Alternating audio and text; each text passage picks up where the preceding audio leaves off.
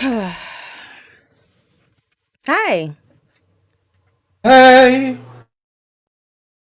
Welcome back to let's try something new. Don't do that again. Let's try to hit him with something new. welcome back to the Wrasslin Room. I am Miss Money in the Bank. Oh Oh my shit, it god! blurred. See, look at it. Look at it. She hasn't let go of that briefcase since she purchased it because she didn't win a ladder match. She's not Miss Money in the Bank. She just has the briefcase. Discord, please. Look Okay, at there you, we go. blurry. Trying to censor you because you're lying to people. It's not Tiffy time. Anyway, You know what I'm saying. and who are you? I'm the phenomenal one, AJ Styles. Specifically from 2004 when he was wearing the really short shorts because he was like the best wrestler in the world at that point. When he had the low cut? Yeah, that was that man. Prime He's always been that man, but that was like peak that man. You feel me? That's Prime AJ. Well, it's not a new day. I already decided that is going to be the name of the episode for the week. That's not how we start things off. Oh, yes, it is, because I'm about to cuss. Apparently, that bullshit we saw on Monday isn't even the fucking half of it. If Odyssey Jones didn't get his woman beating ass fucking fired, he would have been involved in that fucking segment. The segment was going to be them choosing Odyssey Jones over Big E. Oh, we got the better option. Okay, I don't see the problem. We got the better option here. We got the better option. There was going to be so much more fuck shit, and I'm just like, why the fuck would y'all ever in life decide that y'all want to disrespect me like that? What the fuck did I do? I mean,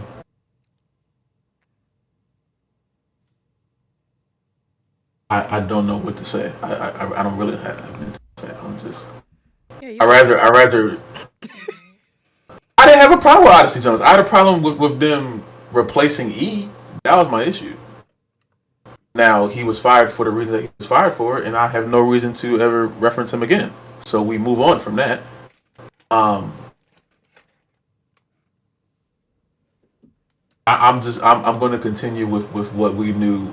I'm not going to let anything take away from how impactful Monday was because regular storyline, purpose or not, the thing that was supposed to happen happened, and it was impactful for the reason that it didn't need anyone else. I don't care who was in it. It could have been Odyssey. It could have been anybody. The point is not him. The point is the story should have been surrounded around the members of the New Day, those three men, and that's what happened.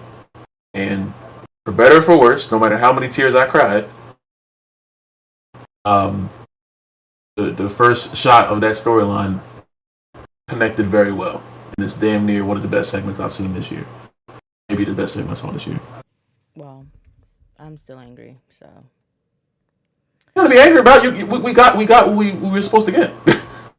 I mean, no, I understand that, but that doesn't change me being like upset at the fact that they were so mean to E, and it just like that hurt Oh my well, soul yeah. a lot, like really, really badly, and I didn't like it because you know how much I love Xavier Woods, and his eyebrow has been arched up for 3 months at this point, and it hasn't gone down, and it makes me. I was 100% okay with choosing his side and saying fuck Kofi. But when they started hollering, I was just like, there's no way. There's no fucking way y'all are yelling at this man right now. And then when they brought Chris up, I was like, see, now y'all really taking it too far. And she was frying him on Twitter for at least 8 hours.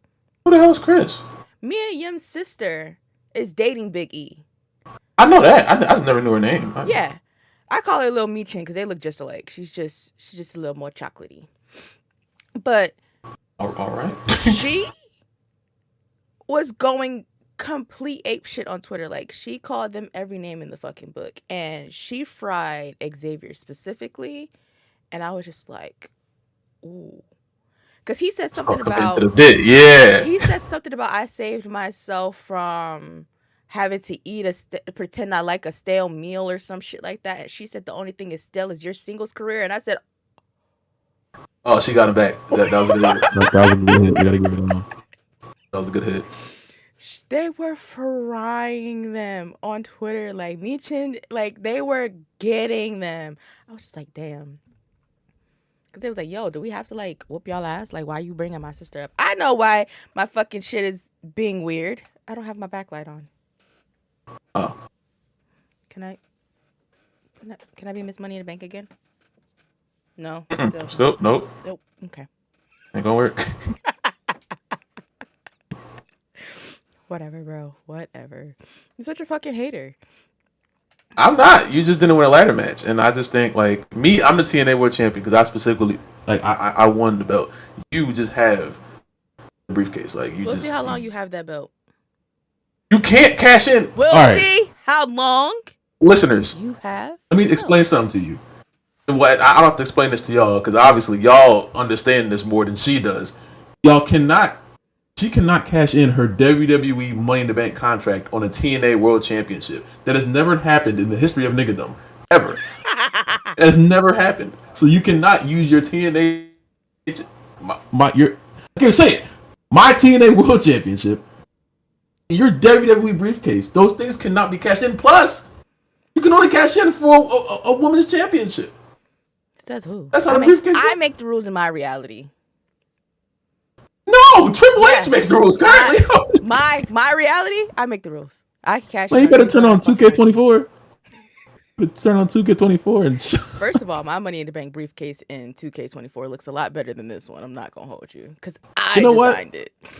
I'm gonna negate what I just said. I do think that some like I would love if Bianca could like cash in, like if she won a briefcase and she could like cash in on Roman Reigns and beat him. You know how much enjoyment I would have got out of that if Bianca cashed in her like she won the briefcase and then cashed in on Roman and then she became an undisputed champion. I think that's good storytelling. You see what I'm saying? What? It's not. You can only cash in on women, and then proceeds to say Bianca cash in on Roman. Well, she's the EST, so she can do anything.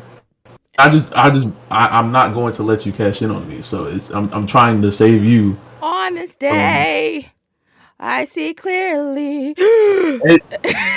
Yo, I can't take hearing that audio again. You hear him gasping for air repeatedly, and it's like singing his heart out. I saw a compilation of Edge just cashing in on people the other day on TikTok, and I was like, it's great. Somebody else did it, but they used Brock Lesnar's theme and it pissed me off. I was like, yeah, no, trend over. Trend is over. He only won the briefcase like once. Like, why? And he wasn't even in that match. They just brought him out there because reasons. Like, because Brock, right? But it was like a reversal thing because you know how like they say like they bring Brock in to like cash in on to like come defeat black superstars or whatever, black champions. So his kids are mixed. So he was the big black guy cashing in on his kids. That's what made it funny. But it was the fact that he used Brock Lesnar's thing that like pissed me off. Damn. That's a lot to unpack there. So it's not a new day. But what I will say is when Up Up Down Down went live on Wednesday instead of Tuesday, because they usually do game night on Tuesday, Austin Creed immediately shut the chat down. He said, if you came here for tea or to talk about any of those things, we're not here to do that. We're here to play video games. We're not here to talk about wrestling. And I was like, come on now. Eat down. Let him know. He is not afforded that luxury. First of all, Austin Creed and Xavier Woods are two different people. He is not afforded that luxury. When him and Kofi said that E's neck doesn't... The fact that he broke his neck doesn't matter. Where did you go? I'm fixing my camera. Oh. That's all. But yeah, that's what he said. And I gave him his 10s because Period. I don't have to talk What? about. I don't have to talk about my job with y'all. This is not the place for that. I'm here to play video games. No, this is the place for that. You just went out and said a whole bunch of things that weren't related to your job. Took it beyond the job. You talk about niggas' wives and they cooking and they chicken and shit.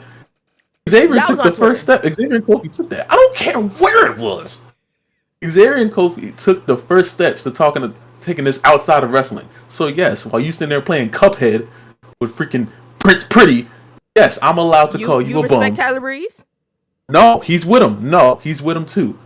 I don't care. I'm mad at everybody. Everybody getting it now. Cause what are you doing? Okay. What are you doing?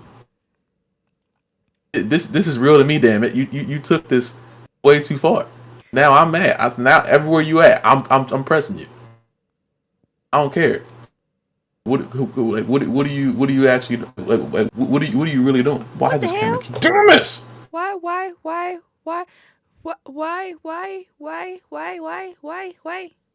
Well, but Breeze was also trying to get some clarity on Twitter too. He didn't know what was happening. Is your picture He John should Cena be. I know he or is that Jeff? watches wrong. That's Jeff. His R&B album. You didn't know about that. See, look at that. You didn't know about the Jeff Max B album. You didn't know about that. She's currently questioning her reality now. We have so many other things to talk about. We did not record last week. I wanted to do a prediction show, but we never got around to do it. Um, Survivor Series, Games. huh? I forgot War Games happened. You forgot War Games. So you forgot that Jim Uso broke his toe. Yes, I did. I at this current moment, I just remembered that. Yes, definitely did. Okay. This isn't even War Games. This is just What stuff is that that? happened in wrestling over the last 2 weeks. Oh, I thought that was like only the War Games match. I was like, damn, you got a lot from that match. Shit. No.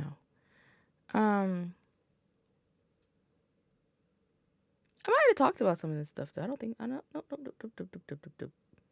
Oh no. You and I talked about some of this stuff like personally. We didn't do it on camera. Ah, So apparently I'm not the only person who's been questioning whether or not the women's Grand Slam gets erased with these new titles. I'm not the only person who's questioned that. But apparently it does not. It's just a new championship that's added to the women who currently aren't Grand Slam champions. all right. Which brings me to another question. Bianca never won the NXT championship? No, not that I really remember. No. So she's gonna have to go back and do what Becky did? I mean, she doesn't have to because I don't think that Bianca is as self-centered as Becky Lynch is. But I mean, no, I don't think she has to. Yeah, because the whole point of Becky going back and winning was for her to become a Grand Slam champion. I mean, I just don't like that because Bianca is by default a lot better than the women in NXT. So she goes in there and just beats them just to get a pointless credential, which honestly she can be the greatest of all time without that credential. It doesn't matter. And no one's gonna be like, oh, she didn't win the NXT championship, so no one's gonna say that. So it's like she doesn't need to do any of that. That's not needed. So I mean, I hope that she doesn't do it. If she were to go down and do it, then yeah. Okay. So she would just need to win the the US championship, which I'm pretty sure they'll do that at some point. Because she's currently a tag team champ and she is a 2-time WWE champion because the Raw belt turned into the Raw belt turned into what the Smackdown belt is now, and the Smackdown belt turned into what the Raw belt is now. For y'all that didn't get that correlation. So yeah, she's 2-time WWE champion.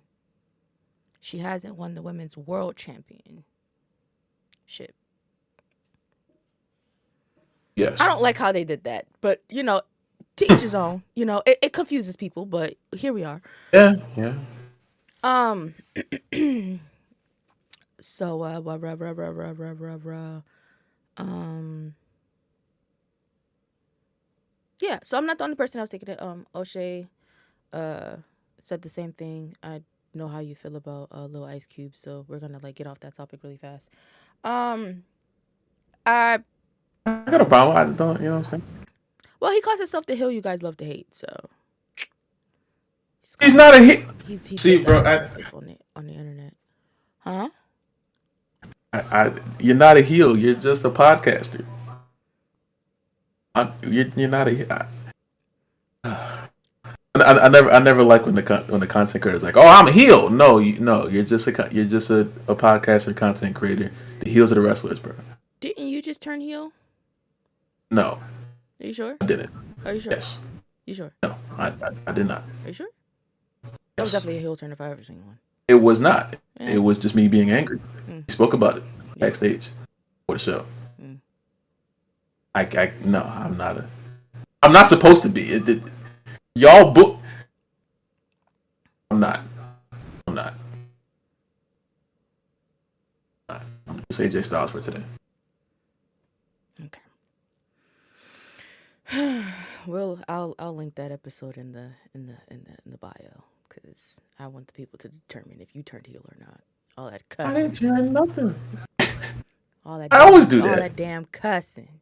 I always do that. That's Call like that boy a bitch ass nigga and some more shit without actually using those words. because he left us as our team. He left us. And listeners, without context, because y'all probably confused on what the hell she's talking about. Without context, if y'all are on a team and one of your team members decides to randomly just leave right in the middle of the battle, are you going to look at him or her, whoever they may be, as just a great person after that? No. You're going to be like, why would you leave in the heat of battle and then lie about the excuse and then get caught and lie 3 times in 5 minutes? No context is needed. If you are in a position to where you are in a heated debate or a basketball game or a chess match, I don't care what it is, a team-based sport, and one of your teammates decides to just walk off the court, go home, right in the middle, are you going to be like, oh, okay? No, you're going to be like, why would you leave us? That's the context. So I was expressing some frustrations for a team member who just walked off the court in the 4th quarter while the game was tied, and we had to win. So no, that is not a heel turn. That is a justified. That just a justified person being angry that his teammate did something that was not very team-like. Yes. Okay. That's the best way to explain that. So prior to the announcement of the triple threat that happened at Survivor Series, I had a question here that says, do you feel like Jey Uso's IC run buried Braun's second run because he hadn't really been on TV defending the belt or on TV at all since winning the belt back? Hold up, you cut out in the last part. What'd you say? What didn't you hear? I didn't hear like half of it. You didn't hear the whole question? No, I didn't hear that. No. I said, do you think Jay's IC run buried Braun's second run since he hadn't really been on TV defending the title or on TV at all since winning it back? Nothing was buried. Just one championship win shouldn't have happened. And that's what I was trying to warn people about for about 4 or 5 months before it happened. But I was labeled as a Jey Uso hater, which I'm far from. Turn your camera on. I can't. I'm trying because it's not even. It won't stay on my thing. I don't know why it's not staying on the thing. I was up here last night, and I don't know why. I have it placed the same way I had it placed last night. It won't stay. But yeah, no, nothing was buried. It was just Jey Uso should have won the IC championship, and he shouldn't have won the IC championship for the main reason of that the company did not see him as a solo superstar, which I was trying to tell people about for mad long. And we're seeing that now because immediately he was thrust back into the Bloodline story, and that's no demotion to Jey Uso. That's just what he is. He's too damn good at being a tag team. He's one of the greatest tag team superstars of all time. That's not a demotion. That's just reality. Ron Breakker is not in a tag team. He's not a tag team superstar. I know he had the little thing with the Wolf Dogs. That was funny. That is not compared to one of the greatest of all time in the Usos. Okay. Some people will say that they are the greatest of all time. I can't argue with you. You're not for me, but I wouldn't argue with you. You know what I'm saying? But that's the reality of it. So that's all. That's really all that needs to be said about that. Jay shouldn't have won the IC championship, and Braun should have just kept the belt until where he's at now. There should have been no title change at all, and we would have been in the same position. A better position, I'll say. So I was on YouTube perusing the streets, and you know how you get those top 10 videos, and it's just like, whoa, like a clusterfuck of foolishness. So I found a clusterfuck of that consisted of superstars you didn't know that were in on-screen relationships, or on-screen relationships that made the other superstar like uncomfortable or something like that. And I was just like, interesting. So I clicked on it. A lot of those I was privy to.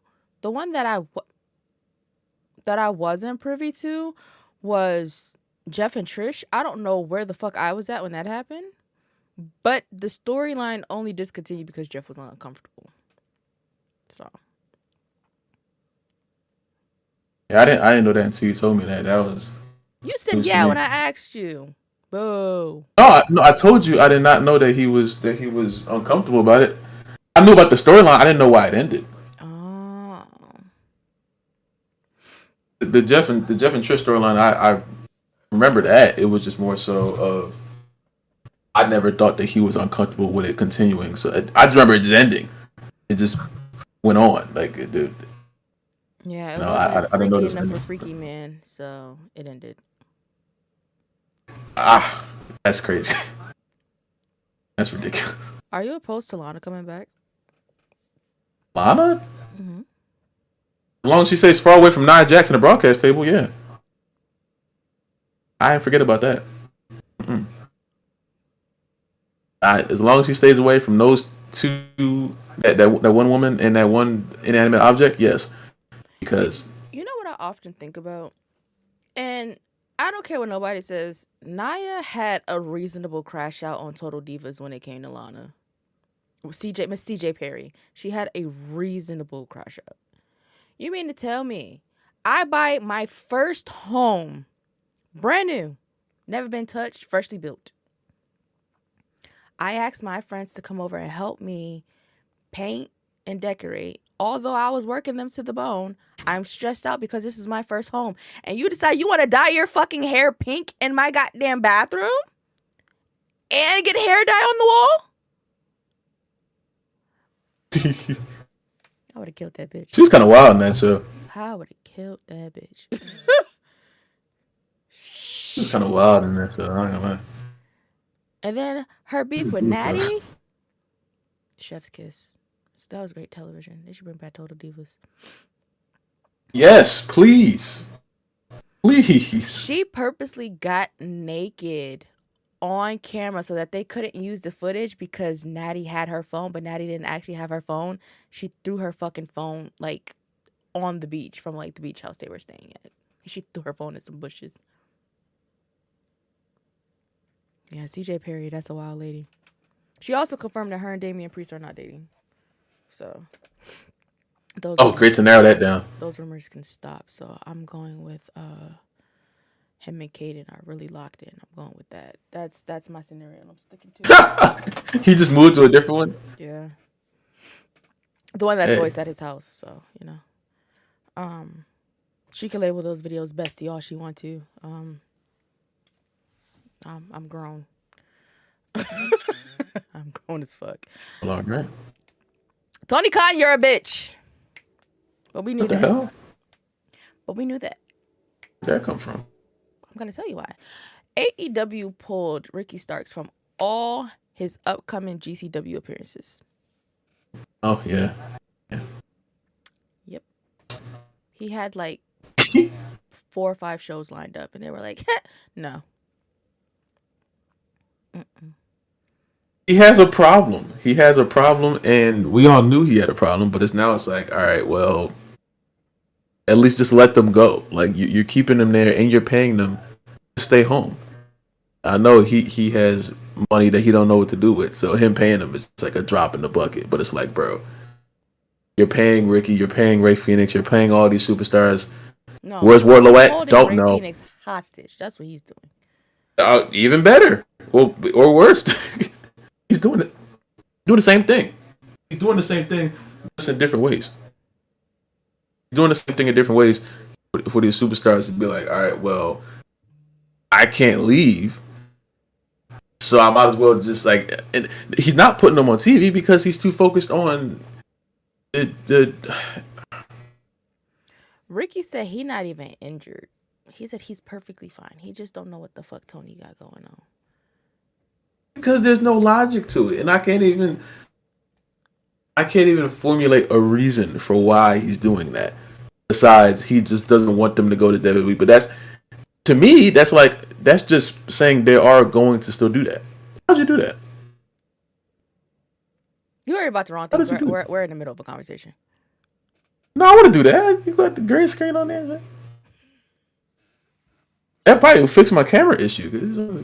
Oh, when you turn your camera on, it gives you the options at the bottom. Do you still have Nitro? I'm pretty sure. Yeah. But yeah, no. John just doesn't want them to go to the opposite company, but it's like, bro, they're probably still going to go to the opposite company now, even more that you did this to them. Yeah, 100%, and it's just a matter of if they're going to get used at said company or not, too, because they be acting funky over there. Yeah. I mean, only thing is, I do believe that Tony Khan knows that Ricky Starks is as good as he says he is. So if he were to go over to the company, that might as well just open the doors for him now. He's going to be an even bigger star than a lot of people expected. And it's not like they don't know him over there. When I was listening to his interview with Chris Van Vliet, he said he did like a lot of like whatchamacallit work for WWE. Like extra work. Like he did some stuff with Ryback. He said he did some stuff with Cody. Like that's how they met. And stuff like that. So it's like it's not like they don't know who he is over there, you know what I'm saying? And for Tony to just be being a bitch, it's just like, you're being a bitch for what? You're just being a bitch to be a bitch. Yeah, it's he's doing it for little to no reason. You're not gonna get anything good out of it. It's just you're just doing it to, I don't know if it's like prove a point. You know what I'm saying? Mm-hmm. It just seems like you're hurting your own brand more than you're hurting anything else. And of course, you're hurting the wrestler's brand. But at the same time, we're all just waiting for him to leave. So whenever that happens, we can clean our hands of it. You know what I'm saying? Yeah, Ricky was very unfiltered. There was a lot of cursing in that episode, where he was just like, somebody leaked footage of of him visiting Cody during the Rumble. We all know he was there in the box at fucking Mania. But they said they only made a big deal about Ricky being there. They didn't make a big deal about Dustin being there. And to me, it was like, you know what? You're absolutely right. But at the same time, for Mania, it's expected for Dustin to be there because that's his brother. However, when like the entire family came down and stuff like that, he wasn't allowed on camera. So it's just like Tony lets them do certain things, like go to these events to a certain extent. And I think that the Mania thing, or maybe the Rumble thing, but he said his last match was in like March. So maybe the Mania thing might have hurt that. Or May, one of those. Maybe him going to Mania and that being like a big thing probably hurt that as well. Because I don't care what y'all say. Tony Khan holds grudges. Like he penalizes them for things that they do personally, opposed to doing what's right for his business. And it's just, it's strange, like super strange, super. He doesn't know what he's doing. He doesn't know what he's doing, and it gets more and more evident as time goes on. So it's like, bro, at this point, just let them walk. Just let them go. You still have an amazing roster. Just let them go. But you holding them back from going isn't going to stop them from going. If anything, it's going to push them out the door quicker. Because now they know, oh, at any twist and turn, he's just going to take me off TV and do what a lot of people are calling it, a silent firing. I guess that was the term I heard a lot. A silent firing. So like you're not fired technically, but you're just not being used on television or promoted or anything like that ever again. You know, so it's just like what? What? So you were gonna say something? I'm looking at the Monet mag. So. Oh, but no, it's just there's no reason for him doing what he's doing, and I don't know if it's going to stop. I don't know if it's actually no. I do know that a lot of it to me is about CM Punk because the company still has not forgiven themselves for letting CM Punk go. So now it seems like every person who even said a word positive about CM Punk is getting punished for it. And even some people who are still on TV, they're still in a way getting punished for it. Because AEW still has not forgiven themselves for letting their biggest draw go. And anyone who has like anything positive to say, and that we all know Ricky had many positive things to say about Punk. It's not a coincidence. Me at least. So, like I said, AEW is in a weird position because of Tony Khan. They have everything that they have the TV deal, they have the roster, they have everything that should make them a great alternative for what we've known as professional wrestling for all these years before AEW showed up. But Tony Khan's poor management and using his emotions so much, it's going to lead to AEW not being a factor anymore. Or them being a very, very, very, very small factor and them not even comparing to WWE and then them becoming rivals with like something else, another company that's smaller. So I have no reason to believe that AEW is going to survive under Tony Khan's leadership. This is the way it is. How was Full Gear? I missed most of it. By the time I got home that day, for whatever fucking reason, I closed on a goddamn Sunday. No, that was a Saturday. Full Gear was on a Saturday. When I got home, I believe I had just missed the celebration with Mariah and Mina. So whatever match was after that is from there on what I saw of Full Gear. But I missed the majority of like the first half. I missed all of 0 Hour. So Full Gear was it was AEW pay-per-view. It's just it definitely wasn't as good as they usually are because they're slowly starting to lose that as well. And like even if you're a pay-per-view only viewer for AEW, you know they always do well with the pay-per-views. If they don't do anything else, those 5 weeks of Dynamite and Rampage and Collision, trash. They always find a way to deliver on the pay-per-view. This is the first one where I was like, this might be worse than I thought it was because now they're not even delivering on the pay-per-views as well as they used to. Now, like I said, that's what they usually. That's their good thing. You know, so that's the one thing they know how to do the best. And we all know that AEW they put on banger matches. That's the one thing they know how to do. Oh, banger! That's what they hang their hat on. But when there's no stories, nobody cares. And as we saw this week on Monday Night Raw, there was about 25 minutes of wrestling on Raw this week. 25 to 27 minutes of wrestling on that show. And people are still calling it one of the best Raws we've seen this year. You know why? Because two huge stories. The New Day story and the continuation of the Sammy, Seth, Drew, Bloodline, Jey Uso, who attacked Jey Uso, who hit him back in the head. I'm gonna That fuck Drew entire McIntyre knees up. Oh, sorry. We'll I get to understand that. that. I understand your viewpoint there. But no, it's just Raw showed you how easy it is in 2 hours to put on two extremely captivating stories and throw a little bit of wrestling on there just to say, hey, like entertainment now is changing. We don't need to see 8 banger matches on weekly television. If I want to watch good wrestling, I can go on YouTube and see that. I know where to find a good wrestling match if I want to watch that. But that's not what's captivating the audiences anymore. That's not what's bringing in the casual audience anymore. What's bringing the casual audience in is story. Because anybody can believe a story. People may not like a headlock or a Boston Crab or a Swanton Bomb, but they will get invoked into it. They will get interested in a story. You know what I'm saying? A lot of people watch the Bloodline story. You know how many people watched that when they did the whole compilation of the Bloodline story from like then to now? A lot of people just watch that. They didn't care about the matches. They didn't care about the work rate, how long Roman and Jay fought. No, they just care about the twists and turns and the conversation. Because that's what brings people in. It's not rocket science. You don't need to be a wrestling guru to figure that out. Tony Khan thinks that he can put on an indie show every week with little to no story or stories, but they're just not good. And that's why he's losing viewers. And that's why people don't care. Because what's the purpose?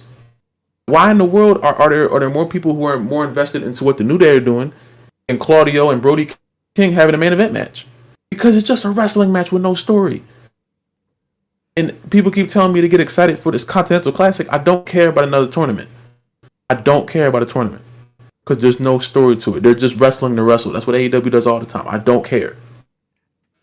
I do not care about the Continental Classic. And as cool, the different matchups and the point system, I don't give a damn. I don't. I wish I did because it'll be nice, but there's no payoff to me. Not to mention the Continental Champion is in the tournament, which that didn't make any sense to me. And Daniel Garcia, who's also a champion, is in the tournament. And then they had a match, and they came to a draw. I'm like, why would you put Okada and Garcia in the tournament or Okada? It doesn't even make any sense. And then Juice Robinson got injured, so they took him out. And they put Commander in. Now, if anyone can tell me the underground lore of Commander, I'll give you $1. And I don't think I'll be giving you $1 because no one can explain to me the lore of Commander because there is none. He's just a talented wrestler. AEW has a lot of those. But who cares? That's the problem, bro. Well, apparently, Chris and Mercedes match was the longest women's match in AEW history. Her gear was very reminiscent of Sasha Banks. I saw a lot of people saying that's not Mercedes Moné, that's Sasha Banks. Y'all saw a purple wig and got excited. That's all that was. Oh, well, all right. She said in the Monet mag that Chris pushed her to her limits. It's a lot of writing here, but it says our match set a new record for the longest women's match in AEW history, and it was an honor to be a part of such a monumental moment. As we went toe-to-toe, the intensity only grew, and I knew we were creating something special in that ring. There's a certain camaraderie that develops when you share the canvas with someone who brings out the best in you, and I felt that with Chris. All right. Her gear still isn't up to par. I will continue to say this. I don't care who gets mad about it. You can tell that he won the gear in the divorce. So why would you say that? Because he did. Like we're not gonna pretend like her ex-husband wasn't the person making her gear. We're not gonna pretend like that. We're not. Well, yeah. Because I'm pretty sure. doesn't he still do gear for WWE? Like he does Jay's gear, right? If I I'm don't not know. mistaken, that's the guy. That's the same guy. I'm not. I know his name, but I'm not sure What's his who name? else's gear he makes. Makaze. Yeah, he does Jay's gear. All that yeet shit that y'all been seeing, that's Mercedes Moné's ex-husband's work. Yeah, you can Oh tell wow. who won the gear and the sewing machine in that divorce. Yep. Damn shame. I said it. I don't care. Her gear has not been up to par since she's been in AEW.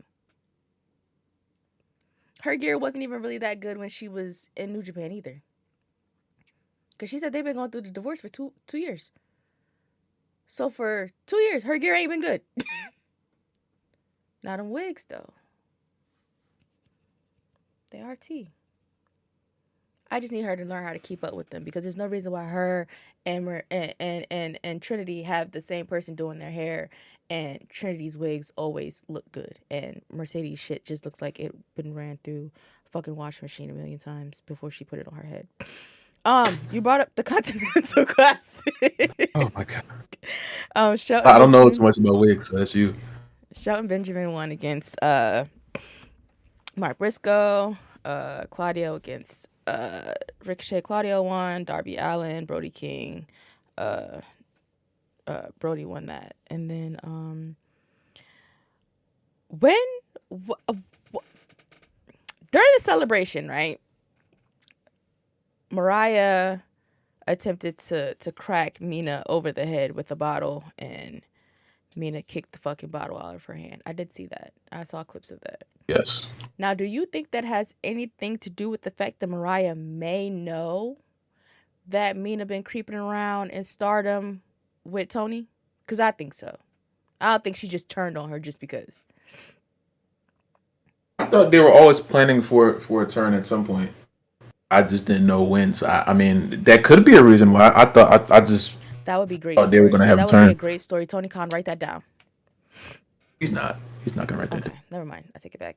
Don't write it down. It will not be written down. I just figured that could have been it because that's something I noticed. I was like, oh, well, maybe she found out. Well, you're right about that. That's definitely something that he should invoke. And any story at this point would be a good one. But Tony Khan. Yeah. That's really all there is to that. Let's look at this. Let's talk about WWE. We've been talking about AEW a lot, and it made my mouth dry, and I don't have any water. So next week's pod will be in person. Oh yeah. We'll be sharing a mic. I'm trying to get my brother to allow us to use his studio space, so we can like sit in chairs and be Rory and Maul. I don't want to be Rory and Maul. Why not? I want to be me. But we could sit in chairs. Then we'll be just me and you in chairs. Oh. Me and you in chairs with like professional mics. Why do you want to be Maul? Who said I wanted to be Maul? Why do you want to be Rory? My hair's red. You that nigga, I'm just ginger. But you don't want to do it, so whatever. We're not. We're Elisha and Love. That's who we are. We're not Rory and Maul. Just want to be some white man. So, did y'all not update this? This thing say results so far on this app, and then it's just no update. What are you talking about? On the WWE app, the results for Survivor Series is not updated. They actually stopped the results at the triple threat. That's still news to me that the app works. It says still to come, men's war games and the World Heavyweight Championship match. Finn Balor, get over yourself. I'm saying that now. You're making me a Dominic Mysterio super fan, and I don't like that. I want it to stop. I want you to get your life together. And this obsession has... I don't know where this story is going, but like his obsession with Damian and his obsession with winning this title, they're not meshing anymore, and it's starting to become really, really weird. But he does have a match at Saturday night's main events, and to be honest with you, still happy we're not going, because there's nothing on that card that's making me want to buy a ticket and go to Long Island. I'm sorry, it's nothing. It's nothing. I don't have it. I feel you. I don't have it. And I'm pretty sure, like, if we were going at this point, we would have had our tickets already. The show is next week. Yeah. No, we have other things planned. I'm going to stuff him with a bunch of food. So. Oh. Why did you word it that way? Going to stuff him with a bunch of food. Yeah. You're going to get some Portuguese food. You're going to get some Peruvian food. You get some Spanish food. You're going to get some Asian food. I would like to have a seafood boil at some point next week. Right, that's you. You got that. You gotta get some soul food. What's ice on that? Gonna get some. We're gonna take you to Basketball Hall of Fame. We're gonna go see Santa Claus. We're gonna have matching pajamas. What? Yeah. You purchased those? Not yet. Oh. I was gonna wait till you got here so that like we can pick them together. We could do a shopping montage.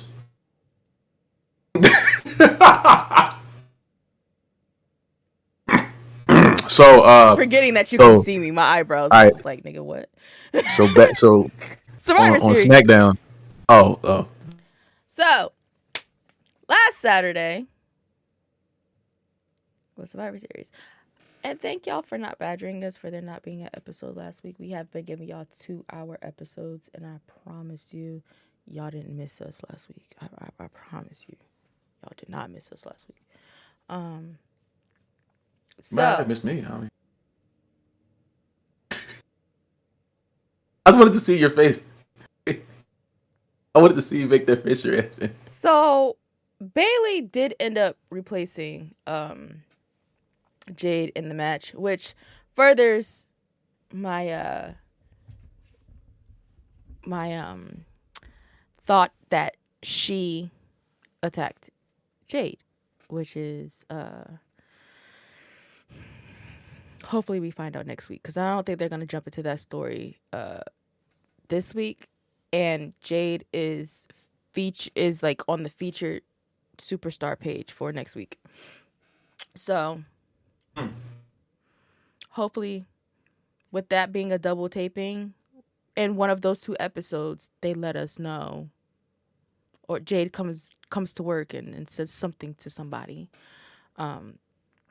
Hopefully she saw who did it, because when the whole Carlito and Dragon Lee thing happened, motherfuckers act like Dragon Lee didn't see who the fuck attacked him, which makes no goddamn sense. How can you not see somebody who like pushed you and whooped you? Like, your eyes wasn't closed while getting whooped. That doesn't make any sense. Yeah, I never understood that. They just never see. I'm like, you didn't open your eyes one time? Like, you didn't look up one time. Your eyes were, you just blinded immediately. You're like, oh, nah, I can't see him.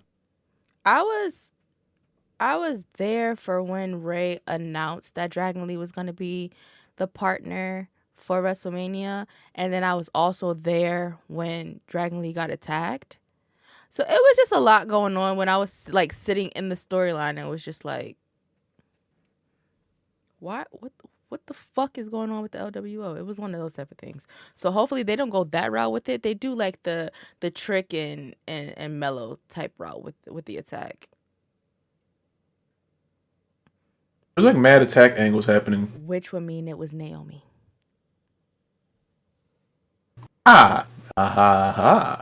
There's one. But she's been on Twitter fighting for her fucking life, saying it wasn't her side. What if she's telling an untruth? I'm gonna stick beside her. Hey, listen. Yeah. I don't have no reason to not stick beside her. So the women's War Games match was Rhea Ripley, Bianca Belair, Bayley, Naomi, Io versus Liv, Nia, Raquel, Tiffany, and Candice, right?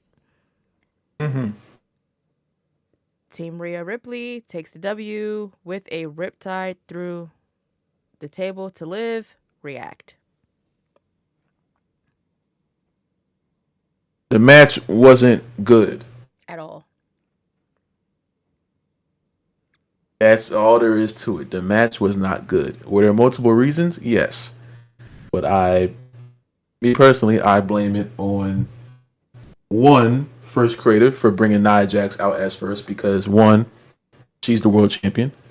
She should not be starting off the War Games match. If anything, she should be second to last or the last person coming out because she's the champion. She has the most advantage.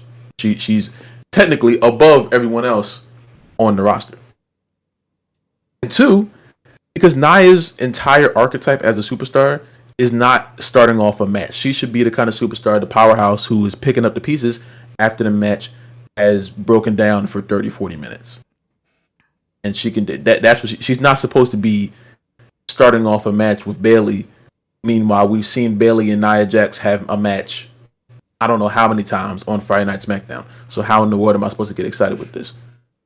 Bringing the two brands together, bringing Raw and SmackDown together as Survivor Series is supposed to give us some new matchups, some new opportunities, or just putting together some superstars that we just haven't seen on SmackDown and Raw, even if they're on the same show. You know what I'm saying? Even if they're on the same show, bringing some matchups together that we haven't seen yet. But part of the reason is that because Triple H has worn them all out. You know? So there's no reason why Nia should have started the match. And she went out there and started doing the most terrible chair shots that I've seen in my life. And as her tempo, since she was the tempo starter, that led to everyone else just going off of the energy that she put out. So she was starting off slow, so everyone else started off slow. And they didn't really start hitting each other until Tiffany and Io got in the ring. And at that point, the match was already halfway boring because you started off the first half bad. I think Candice should have went out first. Absolutely. Candice is a nice pace setter. And it would have given her some time to get more moves in that she has in a whole month. But, Respect you know... your women's speed champion? I do respect her. Triple H obviously doesn't. That's the problem. These aren't things that me and you can fix. Why can't we buy that belt? You don't want the speed belt. You don't want the speed belt. I don't think you do, at least. Do you want the speed belt? It's kind of cool. I mean, go do your thing. I guess. I mean, do your thing. I didn't think you wanted it, but I mean, it's obviously you may want it more than Candice LeRae wants it because there's no reason for her to have it if they don't advertise it on TV, and she still doesn't get TV time, so she's just wrestling on Twitter. I don't know why I'm supposed to care. She should have been someone who's starting off that match the right way, so she could get some actual TV time in a pay-per-view, and people can see what she does. Because some people I know just don't watch Speed. You know, you can't put a belt on Candice LeRae. I'll say, "Oh, we value you." Obviously, you're not valuing her the way you should be. Because if we're being technical, she's the best wrestler besides like Bianca and Io, the entire ring. When all of them got in there, Bianca and Io, I think the only two people that could actually like go move for move with Candice LeRae, if Candice was like given the reign to say, "Go out there and just do what you got to do." But they're trying to tell me that Nia Jax is this when she gets pinned every week. They're trying to tell me that Liv is a sustainable world champion when she gets pinned to win the match or to lose the match.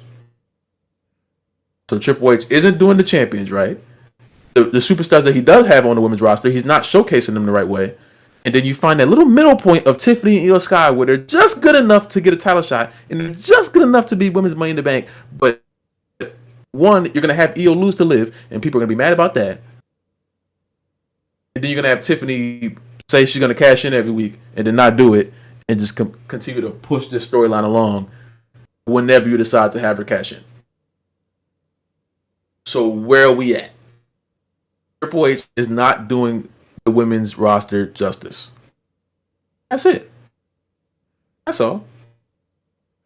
Am I going to yell too much about it? No, because he can fix it. But the longer that he goes without fixing it, it's just going to continue to get worse. And I'm going to continue to look at the two world champions being Nia and Liv, more so Nia, because she gets pinned every single week. That's the problem.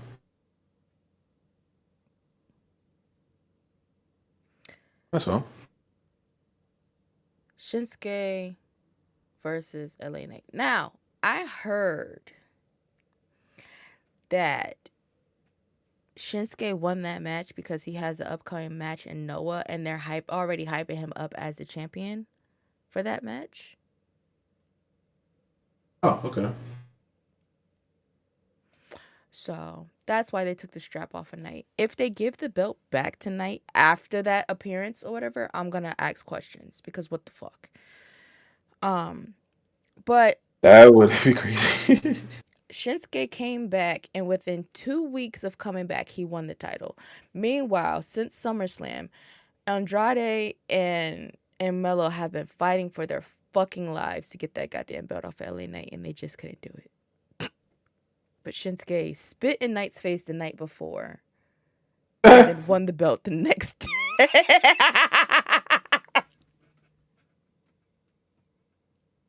That's crazy. Man. That's fucking crazy. It's absolutely crazy. I was telling people as the show was on. Yeah, absolutely. I was telling people as the show was going on, Shinsuke was you had to put Shinsuke over because you can't bring a superstar back and say, oh, they're a stronger version of themselves now, and then have them lose. Because now you've essentially just lost that character that you're trying to reintroduce. Why, when you're reintroducing superstars, you shouldn't put them in a title match immediately.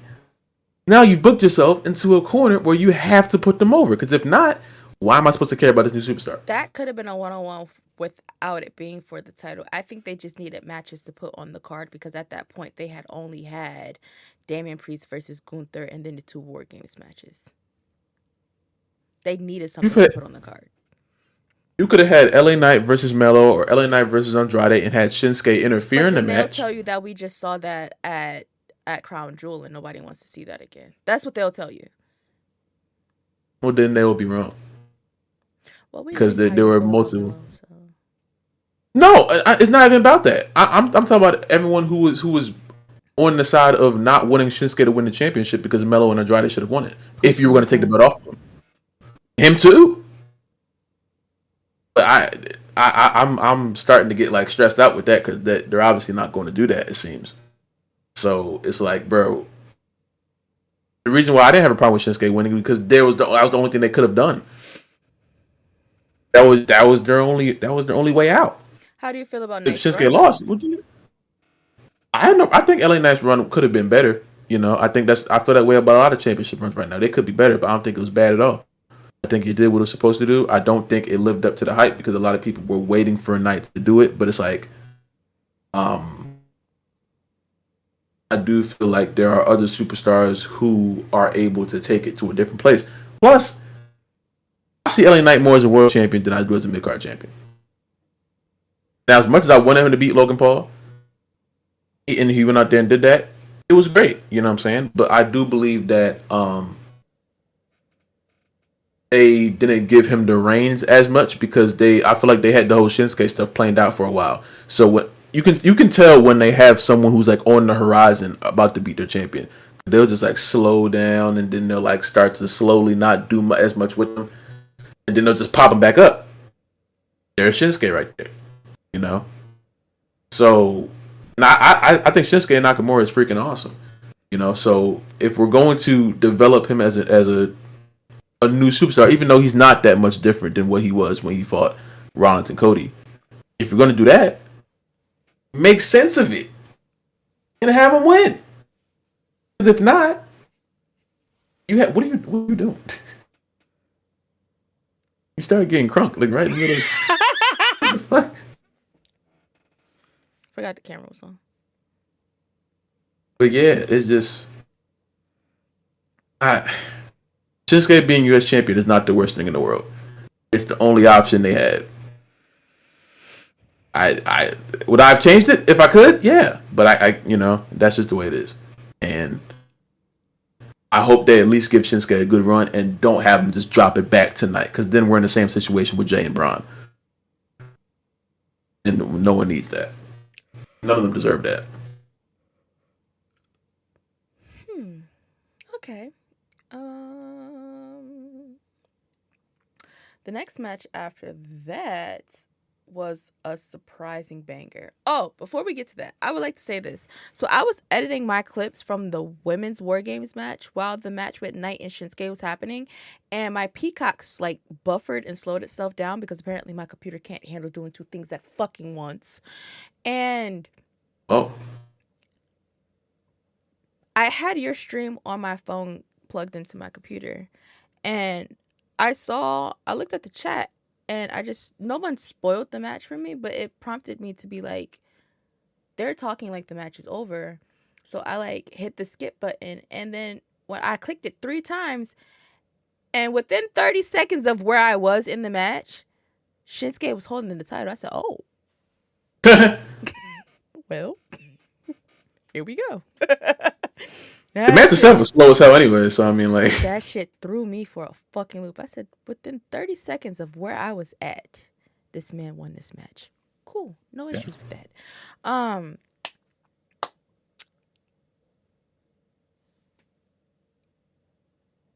Ludwig Kaiser tried to kill Sheamus, and I have a problem with him now. So that was a really good match. did you see Sheamus's back afterwards? Yeah. Huh. I like that.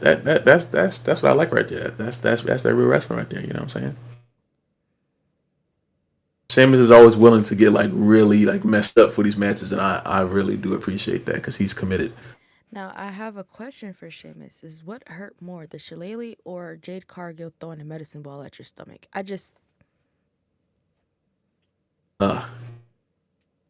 You have to watch that. You have to watch that episode of the workout. Jade was actually whooping his ass. Like That's crazy. She made him look like the weakest man on earth, and she's just doing the workout with like no issues. Shit was crazy. But she's a damn superhero, so she also said she used to be a personal trainer. So she like the way she was going into it and the way she was counting and shit. I was like, oh shit.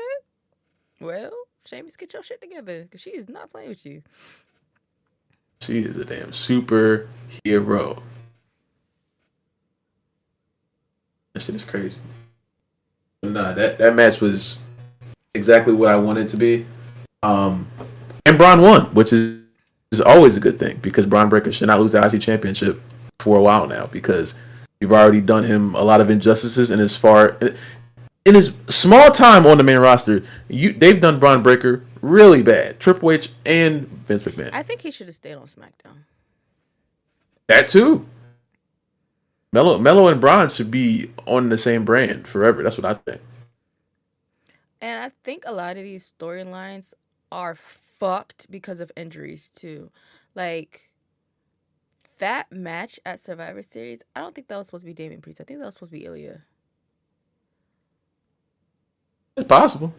But because there is a baby back bitch, he injured Ilya on a holiday tour. Not really a holiday tour, but one of the overseas tour during like the summertime. So we haven't seen Ilya Dragunov since then because Gunther is a crybaby back bitch. I still don't understand why they was running that match overseas any fucking way. Why would y'all give that to them before y'all give it to us on TV? Testing the waters, I guess. There's no need to test it. Just go watch NXT UK, no? I think a lot of people don't even know NXT UK exists. I didn't come to that realization. But the belt was on TV at one point. I know, but I still don't think a lot of people even realize that like it was there. We know, obviously, but I don't think a lot of people knew that or like currently know. That's when Unholy Union weren't a tag team and were champions. Singles. Where they at? Main event. Main event. All right. Yep, they're all main event. Why they on, man? Because Which the only reason why they were on TV was to get that win at Bash in Berlin because that's their home country, and no one can tell me any different. you're probably right. You are I'm probably 100% very correct. right. What do you You mean? are probably very, very well correct in that sense. That's crazy. Yeah, yeah. Now I'm thinking about it. Yep. Yep. Yeah. Um, Yeah. yeah, they're on main event. Gigi came back to NXT TV, which I don't understand. I think they should have sent her to the main roster because when Gigi got injured, she didn't get injured on NXT TV. She got injured during a filming of main event in a match against Natalia. Hmm. So that's why And Gigi wasn't on TV for a really, really long time. She was filming. They were sending her to Raw tapings to film for main event. yeah. Um, Probably one of my favorite matches of the night. Minus the fact that Finn Balor's a bit crybaby back ass bitch. He's becoming Drew McIntyre to me, and I don't like that because I do thoroughly enjoy Finn Balor. Um, Gunther versus Damian Priest. Um, Not sure 100% if like both of the arm injuries were a shoot or not, or like, or a work. But that match was very decent. Um, I don't like the interference of Finn because I feel like Gunther was getting to a point where he felt like he could beat Damian without any interference, and then the interference happened. So Yeah. I feel like that portion messed it up because essentially the reason for them running that shit back was because he initially had help winning the title, which is probably why Gunther has been like crying in his arms for like weeks now because he feel like he didn't win his title legitimately. Like Kaiser wasn't there during SummerSlam for a reason. And then for Finn to turn around a second time and interfere in the match isn't, what it is. So, Yeah. There was no reason for that. I mean, let me not say there was no reason because they're obviously still trying to tell us that Damien and Finn are going to have another match. no one It's like cares anymore. I feel like at I. Bad Blood, Bad Blood, Finn should have won that match, and Oh we yeah, wouldn't yeah. still be dragging this out. I mean, I care because I want Finn Balor to be a world champion again, and that may be my own delusion Well, speaking. he's slated It, to be one in 2025, is what's being reported on the interwebs at this moment. I hope so. I hope that's true. I hope it comes to fruition because I think he deserves it. And I haven't. I've never forgotten about Universal Championship run. That shit that didn't happen. You know what I'm saying? So it's like if he's still at this level of superstar, and they're kind of lingering on the fact of him not really needing to be a part of the Judgment Day anymore. The Judgment Day slowly becoming useless because honestly, what are they judging? The Judgment Day haven't judged anything since Damon Rhea left. So what are they? What are they here for? He's just yelling at them at this point, and I think Liv is starting to get tired of his shit. Because the way she looked at him on Monday was like, you for real?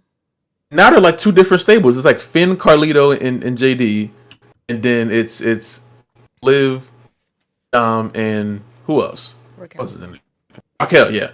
But I don't even think Liv is really like on Dominic the way that she used to be because she called him Dominic on Monday, and I just caught that. I had posted that clip on my backup page on TikTok, um, just as a reminder of like body language, and because I've been telling this Judgment Day story on my backup page, and I'm looking at it, and I'm like, she didn't call him Daddy Dom. She called him Dominic and then sent him to follow behind um Finn in the sense of that, which led to Dom getting that match. So You think that means something? I think it means that he's going to cave that nigga's chest in. Oh Eventually. That's what I think that means. no, I'm talking about Liv's use of words to Dominic? Um, well, I've always been on the side of she used him to get back at Rhea, and her and Finn have like this actual plan where they're going to like surprise everyone. The look that she gave JD McDonough when Finn didn't show up to that one episode of Raw, but he called Dom and told Dom to tell Liv the plan is complete or some shit, and the plan was literally just him recruiting Raquel. So it's like Man. little small shit like that, you know. Why, But why? I don't know why that needs to be a part of the plan when Liv and Raquel are like still cool. So why would like a recruitment need to happen? I have no idea. You're asking the wrong person, honey bun. That makes little to no sense. So Rhea and Damien were the Judgment Day. So now they're just like the day. I don't care about anything that they're doing. They're just It's just the day. yeah. The new day. They're like the old day. They're like they're gonna be some. I want them to change their name so bad. I want them to be called like something cool. The really bad Def Rebel theme song because you know that's coming. Yeah, the theme song is gone, guys. They should like distort it and make it like real slow. It's a new day. Yes. That's still Biggie's voice though. So Oh my god, it is. They got to take that whole thing out. They got to just go straight to the instrumental. That's crazy. They got to get like a different choir that's like singing like slower though. They got like a really scary choir to sing. They got to like repackage them completely. And Judgment Day needs to like they need Jesus. They need a whole bunch of stuff because that stable it hasn't stabled in a very long time. well, we're getting to the end of our Survivor Series review.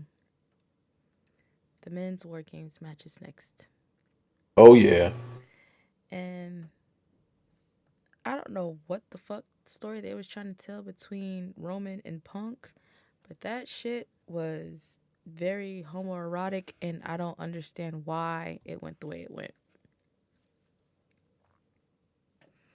What made you feel this way? The way that they were looking at each other in the cage. That was pure hatred. To you, to the Okay. to the eye of a gay, no. What in the world are you Um, getting at, man? it just wasn't what you saw. It's not what I saw. Um, but my whole thing too is what the fuck was Roman's point in stopping Punk from leaving the cage? If you hate this man so much, why do you want to be locked in the cage with him for another 3 minutes? Fair point. Fair point. I don't think he thought that one all the way through. He should have just let Punk go when he wanted to go, and then just been stuck in there with Sammy. Because regardless, Out. Roman, you were still leaving last, regardless of who the fuck you sent out. Because what you were gonna do, you were gonna leave Punk in there last. You leave, you go out, so that all of the bloodline is in there, and just be like, "What? You don't fucking need him?" To prove that you don't need Punk. That was just Roman Reigns telling you that he is not a Trying face to like a lot put of people his think he nuts is. on the fucking table again. Yeah, Yeah. Nobody he just cares. wants control. He just wants control. He always wants control. So that's not a character change. That's the same Roman Reigns. Yes, we just cheer him now. Or some people just cheer him now. Oh, okay. You know what I'm saying? Changing your words and stuff. That's cool. Cause I don't. Yeah, I had to think about it. You still like the Timu guy, so I mean that's your thing. I'll let you live with that. But as much as I don't like Solo, I in a way I respect him more because at least he has some sort of control still. Roman has no control. He keeps trying to act like he's still the main character. It's like, bro, I ain't gonna lie. Yeah. Oh, and this too. This is like slowly starting to be said by more people. So I'm not acting like I'm like breaking this news or breaking this take. I'm just gonna say it because I believe it as well. Um, Roman and Punk is gonna have more eyes on it than Roman and Rock is in 2024. 2025. And I have no reason to not believe that due to how much this company has focused on Roman and Punk and how the masses have also focused on Roman and Punk and saying, oh, this may be something that we want to see in the future. Or that we know where we want to see this in the future because Roman and Punk have a lot more story to them on TV than Roman and Rock do. The Roman and Rock story, we all know that's more so of a family thing, so that doesn't really need to be said. Roman and Punk have a lot of stuff that they can do on TV that can hype that match up more than Roman and Rock. Now, I don't want to believe that Rock isn't going to be at WrestleMania because we did this last year. Rock is 99% going to be at WrestleMania. I'm not believing that he's not going to be there. That's asinine to me. They said that him showing up at Bad Blood was just to get him on camera. Like, it didn't even really mean anything. See, I don't believe that. We had the same conversation before WrestleMania, and the next thing you know, he popped up on at Austin Theory, and then did the whole thing where he called out Roman on Raw. So it was like, they do this every year. They keep trying to play this, oh, Rock's not going to be there. Yes, he is. Yes, he is. Well, in this scenario, he's not. To start Moana 3, and then he's still filming Moana live action. So Disney don't play that their schedule. Disney do not play that shit. That's cool. I'll give you $100 if Rock is in at WrestleMania. I will give you $100 in Krabby Bucks if you think for a second that Dwayne Johnson's not going to be at WrestleMania Vegas. I'm still waiting on the Hondo from the Trick Williams bet that we made. I don't believe that occurred. But anyway, and Rock is definitely going to be at their Raw premiere too. Rock is not going to be missing these really big shows. I'm not talking about like the Bad Blood, even though he was there. He's going to be at Raw premiere. He's going to be at WrestleMania 41. I'm not jacking that. I'm sorry, I can't. I'm sorry, I can't even agree to that after what we saw last year. But either way, I do think there's going to be a lot more enjoyment in a Roman and Punk match than there is in a Roman and Rock match. Once people realize that it's merely a nostalgia trip you're being led on with Roman and Rock, but I'll let people figure that out when the time comes, if it ever comes. But Roman and Punk is definitely something that they should put more stock in, to me at least. Okay, that's the way I see it. So I have a clip again on my backup TikTok page of CM Punk saying, all right, y'all don't have to do tricks on it. And I feel like I've posted that more since Bad Blood than I've needed to. And when I posted it in reference to Jimmy Uso coming back. So y'all just now realizing that the Usos actually do more moves? Or what? Like, cause I'm very lost and confused as to like why people were very surprised at like the move sets that were happening on Saturday. Maybe because they weren't doing those moves. That's the thing. They haven't been doing those moves for a very long time, and okay, within 5 years, their biggest match of the year. Within the last 5 years, they haven't been doing those moves. I guess you can say that. Yeah, and I think a lot of people are still going back to the WrestleMania match. And that's why they showed their asses on Saturday. That's what they should have done this entire time. But the thing is, they had more planned for the WrestleMania match, and people don't understand that that match was cut. The match was supposed to be longer. That match got cut. Therefore, they had to cut half of the shit that they wanted to do. Which is why we got Super Kick Mania. You're absolutely correct. Because the match got cut. And Jay continues to reiterate that. And he said he does want to run it back with his brother eventually. Because he doesn't like how that match turned out. I want both. Yes, that would be nice. That's the problem though, because like we all know that's the reason why, but the reality is the match was bad. You know, we all know the reason why the match was bad, but that doesn't change what the reality is. You know, so only thing they can do now is just wait till they have another match. And now they have to do kind of 10 times more work to make people care Because once you mess up at WrestleMania, a lot of people aren't gonna be invested. If they reintroduce Jay and Jimmy to have another match, really, I don't even think they should. I feel like they've moved so many mountains past that. Why in the world should they fight again? Just to do it? How in the world are we gonna go backwards in this story? This bloodline story is supposed to keep progressing. How in the world are we supposed to keep going back and having Jay and Jimmy turn on each other again? That doesn't make much sense. Just for them to reunite again? There's no reason to. They got to just live with the fact that the WrestleMania match wasn't like the way it was supposed to be for whatever reason. Whose match was before them? Was it? Was it Knight and AJ? No, they were after the girls. No, Knight and AJ was night 2. There was a night 1. Oh shit! I don't remember. The match before that had to be that LWO match. It had to be. I'll check right now. Because I think the Profits were night 2. I think. I'll check right now. Hold on. I'm so serious about these wings, though. I'm actively about to. The hell? Where'd it go?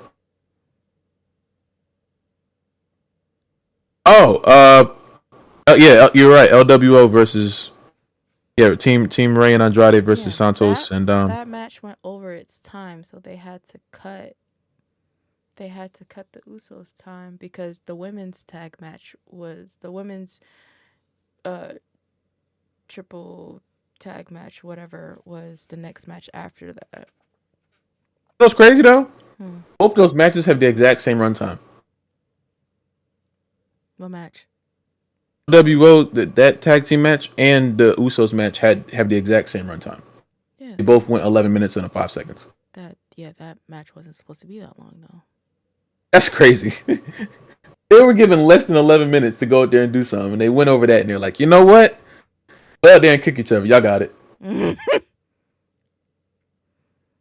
My favorite part of that match will still be Jimmy yelling at his daughter to get off her phone. Jerry, get off your phone. Watch your damn daddy. It was boring. She didn't watch that shit. She might have been texting somebody. My daddy and uncle is fighting on TV. Shit, man. I also want mozzarella sticks. Hype, man. So we're getting mozzarella sticks with hot wings. That is lunch today, guys. I'm going to say we. It's not me, too. Me. I'm we. No, it's you. No, you. See, viewers, she's taunting you. Right. Some we. I made it very clear I was talking about myself, but okay. I'll say we. I want some damn hot wings too. Can I get a fry? Yeah, nigga, borrow a fry. Borrow a fry is crazy.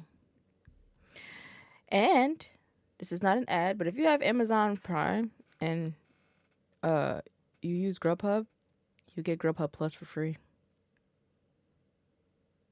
Damn. So. Type in code. No, we don't have it. Do we have a sponsorship?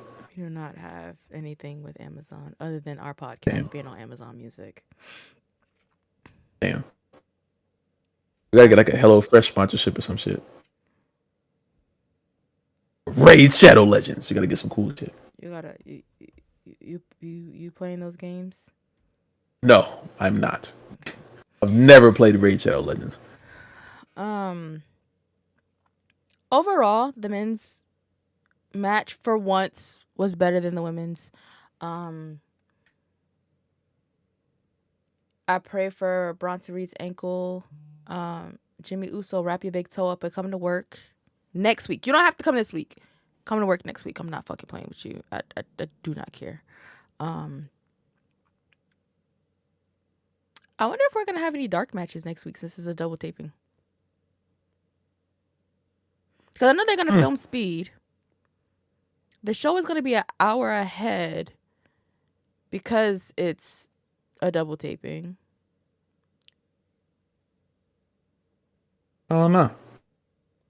And guys, we're not going to be spoiling the week after's episode we'll probably post whatever clips we do get. But I heard they've been on people's asses about recording the pre-tape shows as of late. So They were mad at us for recording the show, and there was no pre-tape show afterwards. They were just mad that we were recording. I'm like, what? Like, since when? somebody told me that Did I they couldn't care about have that? somebody at the staff at the XL Center told me I couldn't raise my sign during the show, and then WWE proceeded to have a segment for us to raise our signs. And I looked that man dead in his face and was like, because what the fuck is wrong with you? No Why did signs. you All right, guys, here's sign time. Raise like your signs. what the fuck?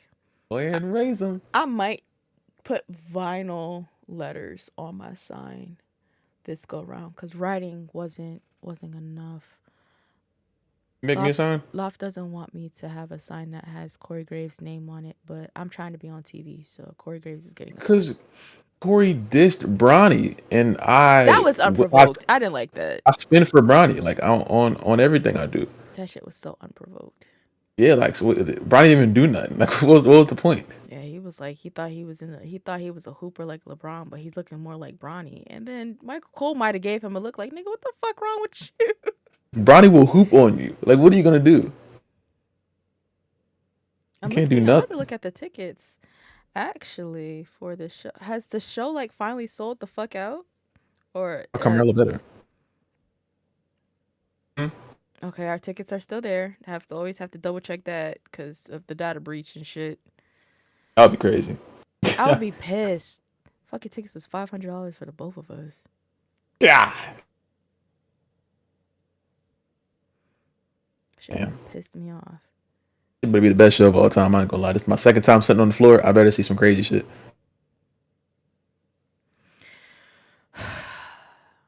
Is Carmelo Hayes a future superstar?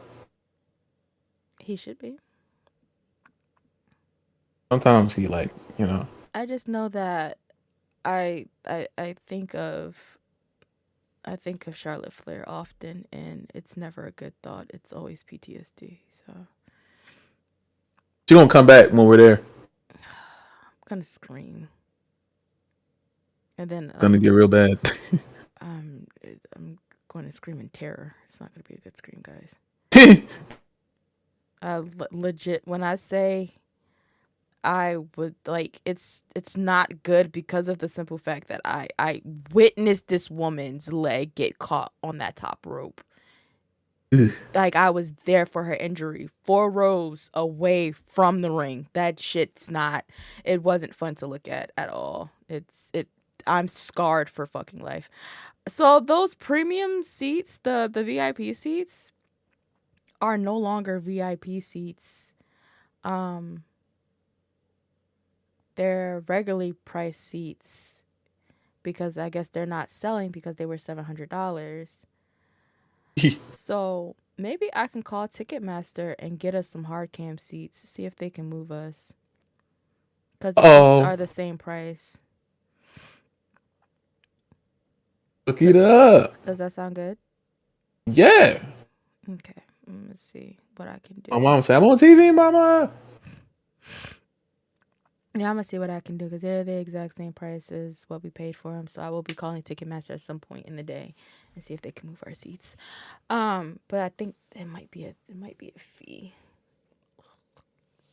How big you think the fee gonna be? It's probably, well, when I moved my seat for Deadline, I think it was like a $30 fee or something like that. Oh, that's light work. But for 2 tickets, it'll probably be like $60. But I'm gonna still call and see what's up. So yeah, that's how it's looking. We've skipped all around this men's match and just started talking about everything else, which is cool by me. I don't enjoy talking about Roman Reigns anyway, so.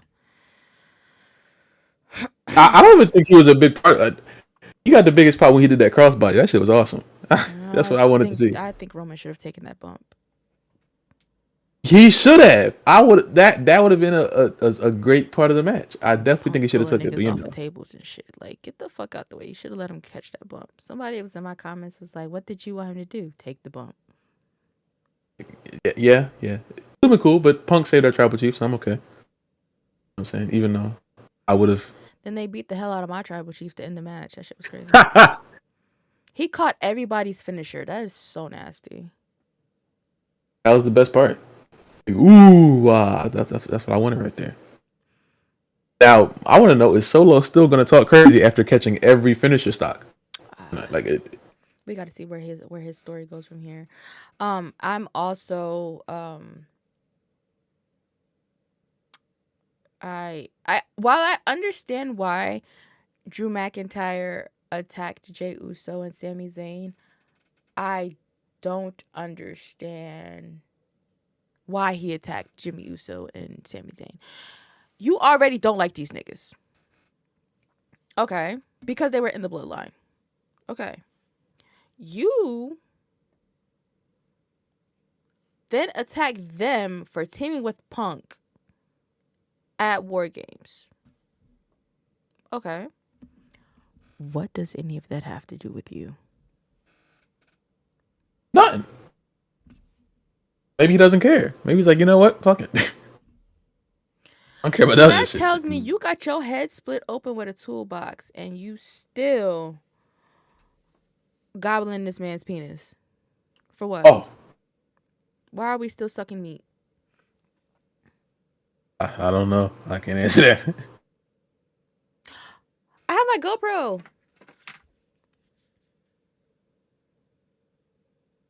You just find that shit? No, it was sitting here staring at me. Oh. So you guys are gonna get. So we upload like a vlog to the YouTube channel. That would be very rad. Vlog coming soon. Vlog coming soon. Vlog coming soon. Vlog coming soon. Vlog coming soon. Okay. That would be rad. I like that. So. Good idea. Yeah.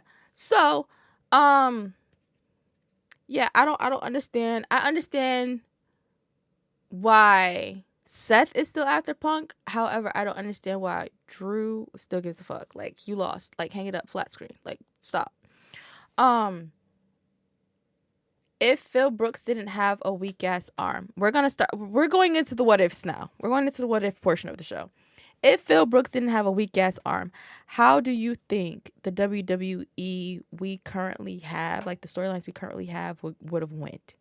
Because essentially, him getting hurt at the Rumble spiraled into all the stories that we have now as far as Raw goes. Because it was supposed to be him and Seth at WrestleMania, not Seth and Drew. Before we get into that, I was gonna say this. What the hell? Before we get into that, I want to say this real quick. I do believe Jacob Fatu is going to be a top 10 wrestler, at least as far as like rankings go at the end of the year. Because in that War Games match, he showed you everything that he needs to show you. And shut his uncle up too. Because he was like, yes. Oh, Jacob hasn't showed his full potential. Now what? He's showing the entertainment. He's showing the charisma. He's showing the wrestling ability. The crowd is reciting. I mean, they don't even love Solo, but they just saying it because it's cool. I'll be saying it. I don't love Solo. I think it's fun to say. That guy is going to be insane next year. He's insane now, but when they give him like the reins for real, and oh my god, when they do the Roman match, bruh, I'm calling off work for that match. I ain't gonna lie. I need my entire night to myself to watch Jacob Fatu and Roman Reigns have a match. I don't care where it's at. It needs to be a pay-per-view, of course, but I care about that more than I care about the Roman and Solo one-on-one that's probably gonna happen again, or at some point. They didn't fight before, right? Roman and Solo didn't have a one-on-one match, right? No, they've just been fighting each other in tag team matches since SummerSlam. Okay. They're probably building towards that, but I want to see the Roman and Jacob match, and the crowd does as well. I don't know where we're going to see that. You know what I'm saying? That's my WrestleMania match, but of course they're probably going to put Solo in a position. But yeah, just Jacob Fatu he's crept into my top 5 current favorite wrestlers, and I didn't think that he would be when he first showed up. He is now in my top 5 current favorite wrestlers. I know. It didn't connect until like the War Games match. the Samoan dynasty, that's my bag. But he's like in the Carmelo Hayes, Braun Breaker, Bronson Reed in my brain level. You know what I'm saying? And that's a very tough place to be. You know, credentials you need to pass. There's like paperwork you got to fill out. He's doing that. So shout out Jacob Fatu. My MVP for that match. He called Jay a motherfucker live on SmackDown TV. He said he was big blood. On live television. Live on national TV. On USA Network, right? Is that channel? Yep. Jay screamed fuck on Monday Night Raw when he got slapped upside his damn head by Drew McIntyre. Jada Parker said nigga, bitch, and shit on national TV. On the CW. The same segment. That, the same segment. Nigga, I know you heard me. I'm like, oh shit. She said, we gonna run this shit back. And bitch, I said, ow. That's what I'm talking about. Put the belt on her. All the belts, in fact.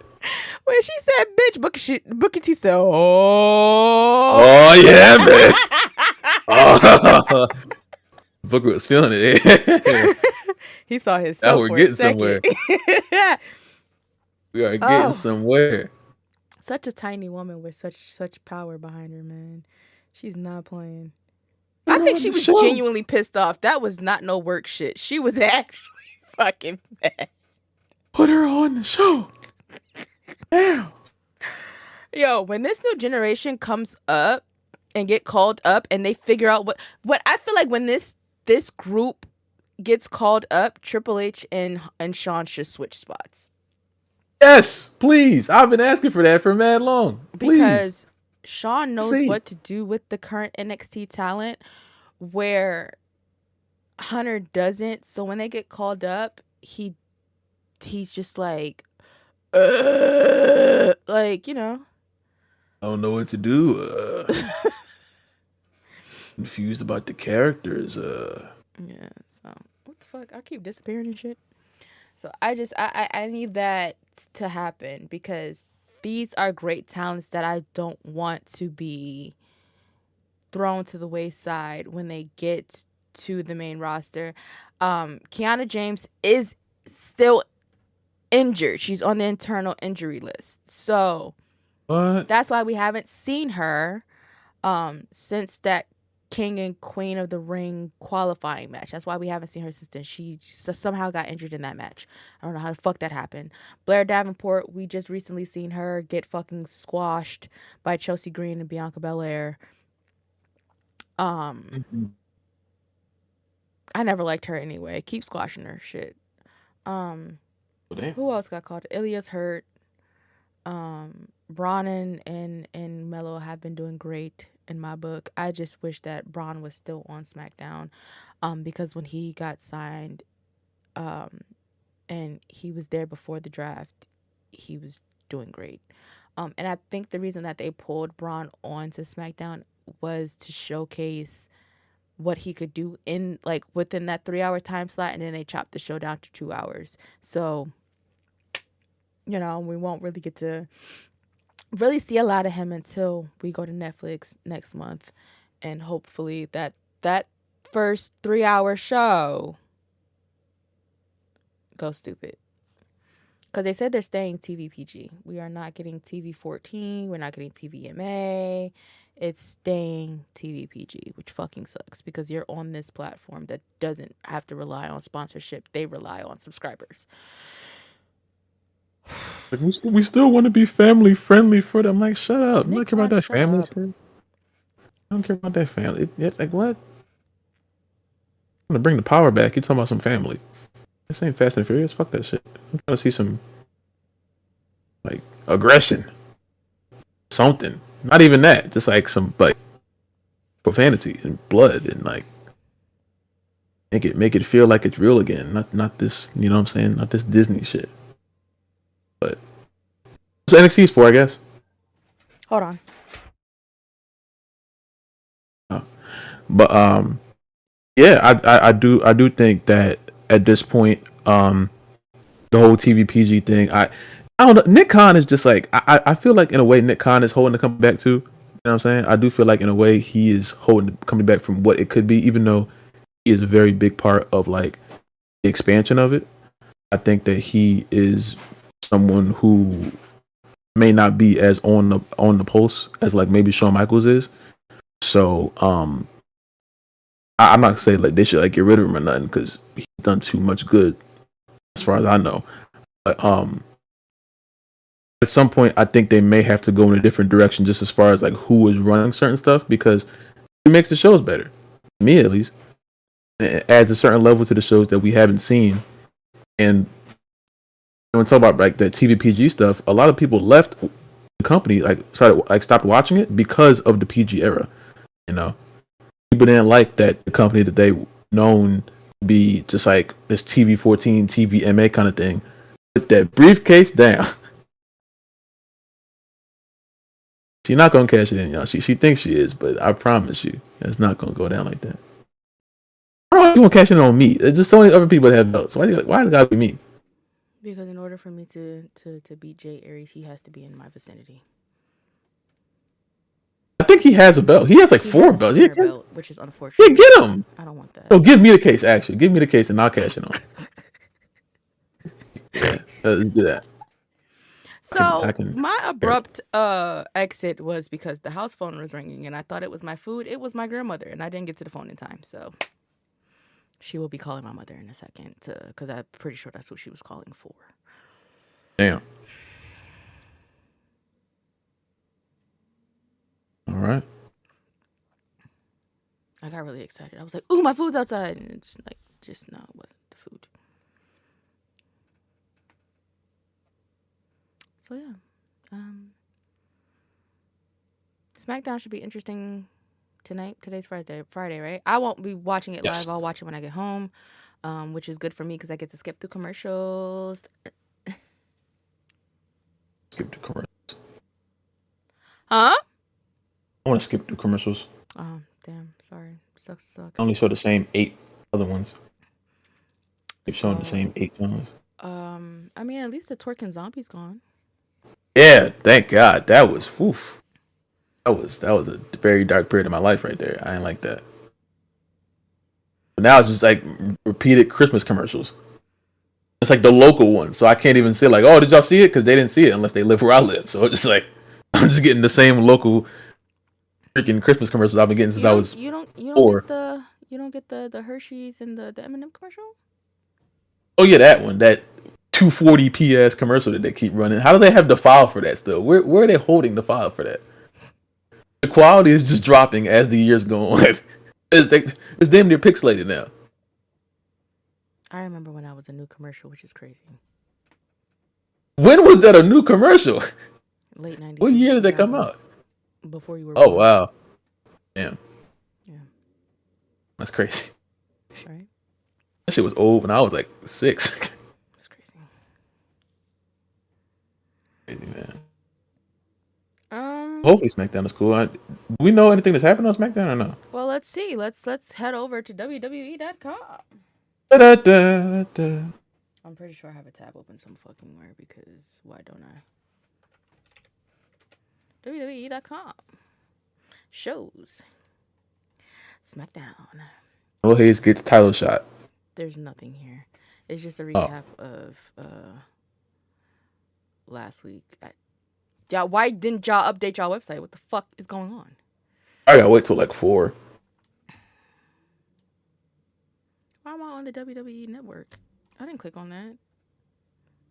Yes, I did. I meant to click on the W. Yeah, the last thing that's on the website is the updates from NXT. Oh! What was that? Shawn Michaels. Uh-oh.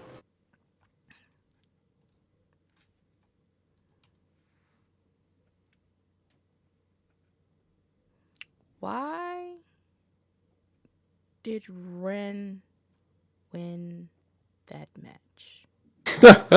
When Jada Parker was... I don't give a fuck about the underground match. I don't care. I'm not going to Deadline, so I don't give a fuck. Why, of all the people, like Kalani Jordan already knew she wasn't winning because she was in it last year. But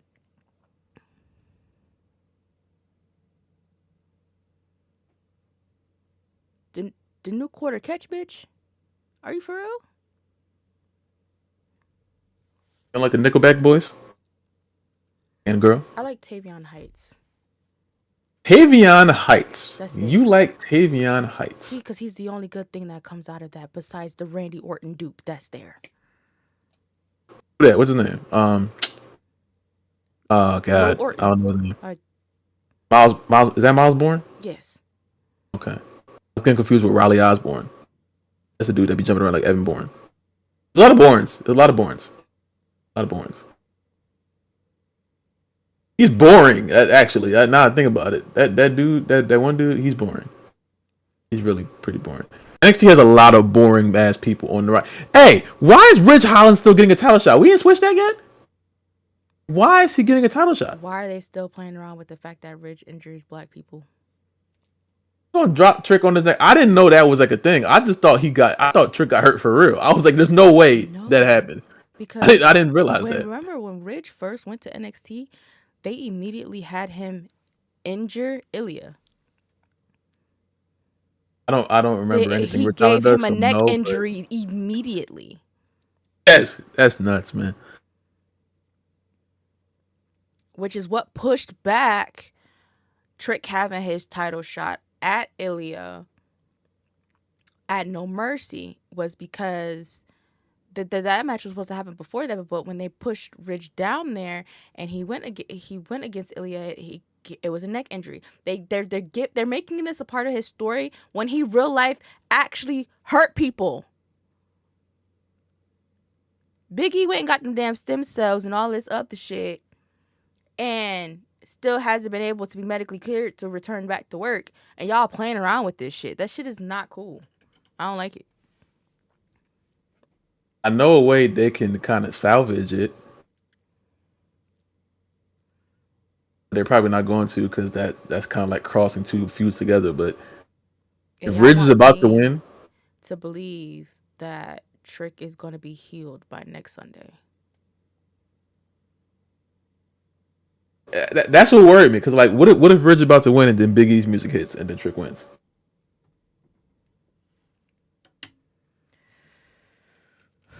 This has been it for the Wrasslin Room. Lafayette has lost his fucking mind, because why would you say that? Why? What? Why would Big E's music hit? If we're doing the entire, I don't agree with it, but if they're doing the entire storyline of them just like building off of what he did to E, why wouldn't you have E be the reason why Ridge loses the match? And I'm still trying to figure out why the whole neck thing didn't pan out for Chase U either. Why are y'all picking him to do that to champions? I don't know. I don't know. I was just trying to wrap the two feuds together in a way that would make sure that Ridge Holland loses. That's the main component here. Before anyone try and clock what I said when I was like, he needs to keep it. He keeps injuring black people, and then turned around and said champions. I know what I said. I know Ilya's Dragunov is not black. Clearly, he is not. He is not. But Trick Williams is the second black person that they played this shit with. So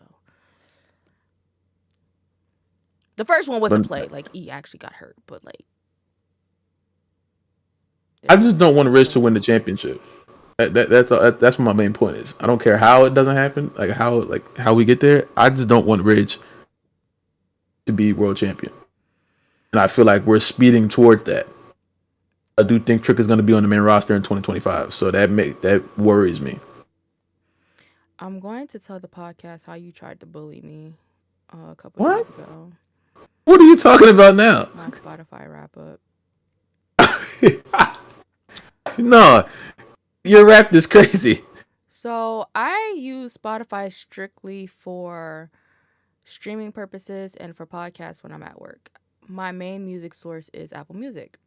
So when I went to show him my Spotify Wrapped, because we were sharing, Def Rebel happened to be in my top, and like all my top songs were WWE theme songs.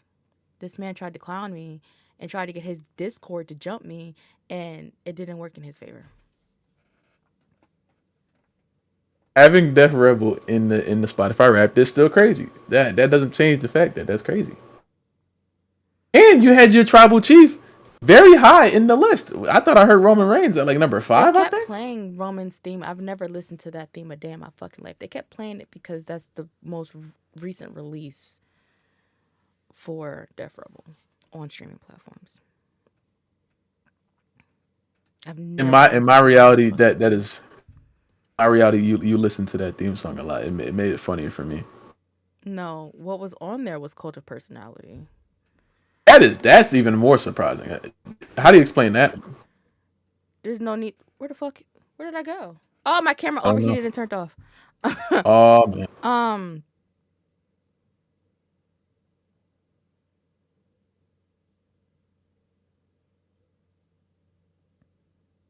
sorry, I was reading an email. Oh.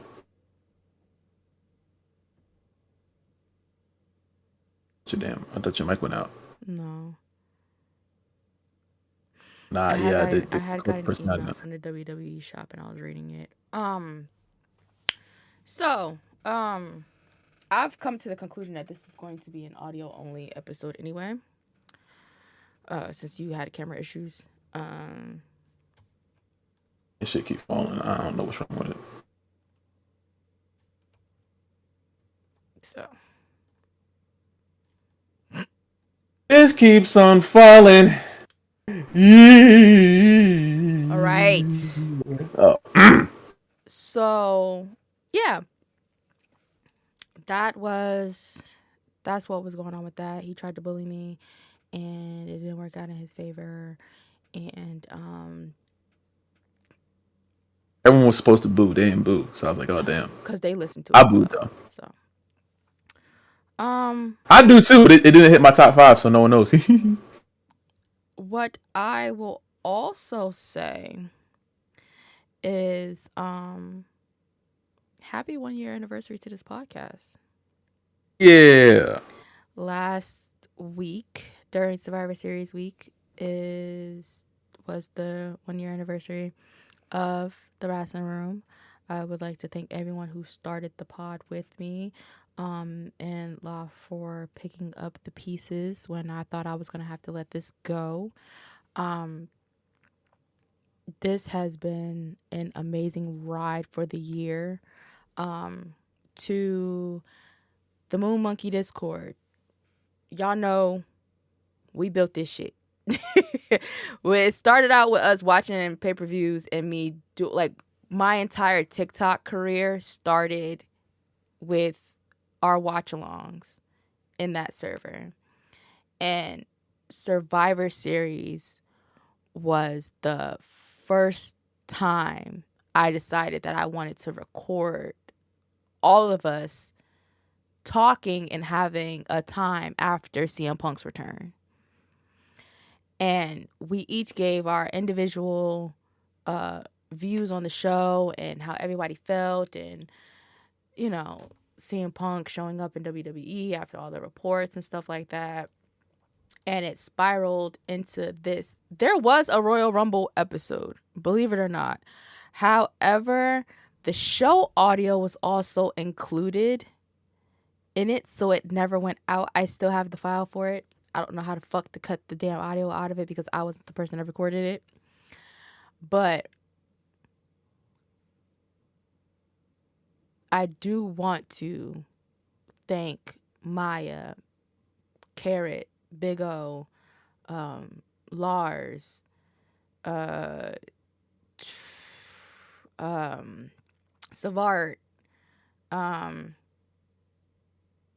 the Cool Man, all y'all that did. We used to do the banter, the back and forth. All of us. I do want to thank y'all for that.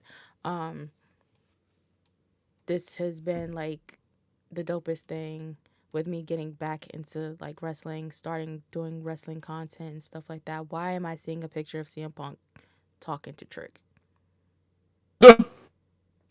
CM Punk is mentoring NXT talent in and out of the ring, reveals Trick Williams.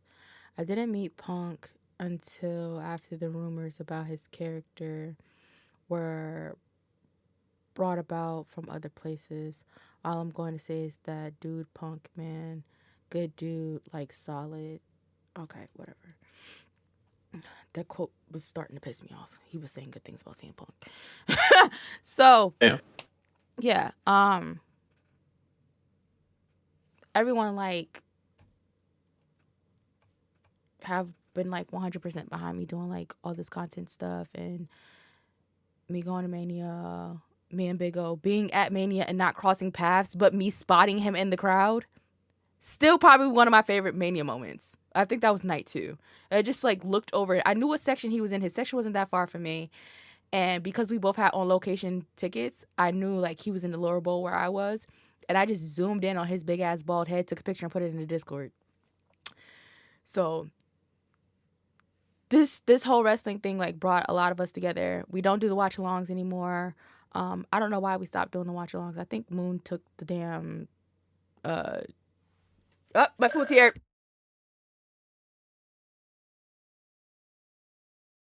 She just get up. Doing the whole thank you thing. She got up. Yeah, I'll I'll come back to my thank yous after I get my wings and mozzarella sticks. My stomach is screaming at me. all right. Well, damn. Wherever while you're listening to this, wherever you're at, wherever you're listening to this, make sure that you like it. You know what I'm saying? Sharing it with people that you want to listen to us yell about wrestling for 2 to 3 hours. You know what I'm saying? There's a comment section where you're doing this, wherever you are. Leave down below what was your favorite part of Survivor Series. What was your least favorite part? And do you think Jacob Fatu is a real nigga? Because I think he is, and if you know, even if he like, I'm scared of Jacob Fatu. Is what I'm saying to you. I don't want no problems with bro. You know what I'm saying? If there's anyone who I'm scared of out of all of them, it's him. That dude came to Survivor Series with a damn shite on, and I was horrified. You talking about Jacob being a hard R? Yes. Wait. Whoa. What did you say? Wait. I didn't say anything. No. What did you just say? I said yes to it, and I didn't realize what you said until after you said it. I said he was being a nigga. No, you said hard R. That's what you say. You have no proof of that. There's mad audio. We all heard you. We're all here together. I edit this podcast, sir. Are you kidding me? Got it. Got it.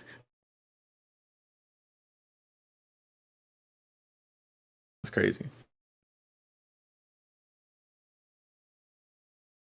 I have some food too, or are you just gonna eat in front of me?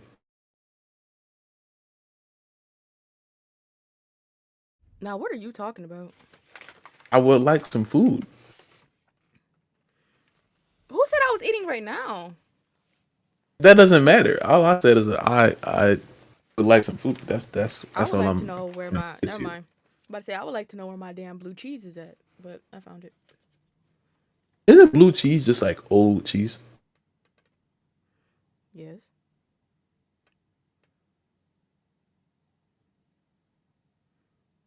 Anyway, back to my thank yous. Yeah. Thank you guys. Oh. You know, you guys, y'all don't even do the watch alongs anymore, which is very shocking to me. Y'all were very dependent on me. That's cool. I hope that everyone is still watching the pay-per-views at home and having fun doing so. The banter and all of that stuff was good shit.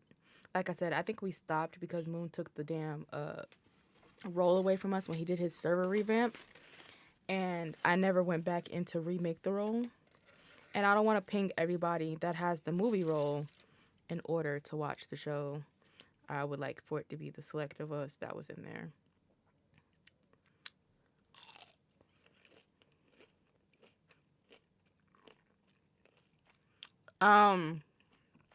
This mozzarella stick busting and the cheese full is crazy.